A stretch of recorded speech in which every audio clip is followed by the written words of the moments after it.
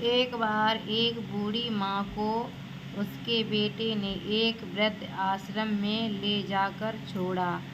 इस माँ का ये वही इकलौता बेटा था जिसके लिए इस माँ ने जीवन भर संघर्ष किया।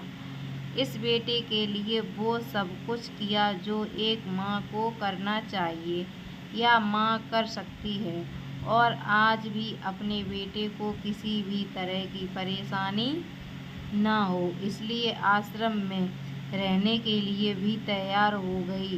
वृद्ध आश्रम में रह रही माँ हमेशा अपने बेटे को याद करती, मगर बेटा केवल साल में एक बार उसको मिलने जाता या फिर फोन पर बात कर लेता। कई साल बीत गए। वृद्ध आश्रम से बेटे को एक दिन फोन आया। उन्होंने कहा, बेटा जल्दी से आश्रम आके अपनी माँ से मिल लो, वो बहुत सीरियस है।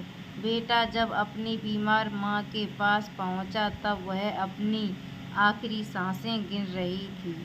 बेटे ने अपनी माँ से उसकी आखिरी इच्छा पूछते हुए कहा, माँ मैं तुम्हारे लिए क्या कर सकता हूँ, बताओ।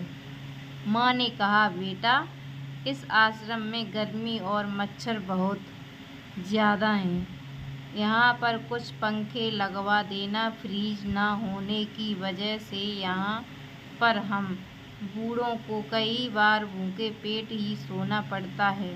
क्यों किसी ने दिया हुआ खाना खराब होने से नहीं बचा पाते तो इस आश्रम के लिए एक तो फ्रीज भी खरीद कर दे देना। बेटे ने अपनी माँ की सारी बात सुनी और अपनी माँ से पूछा, आपने इतने साल यहाँ पर निकाल दिए पर आपने कभी भी यह बातें मुझसे नहीं कही, और अब जब आपके पास टाइम नहीं बचा तब आप यह सब कह रही हैं, ऐसा क्यों?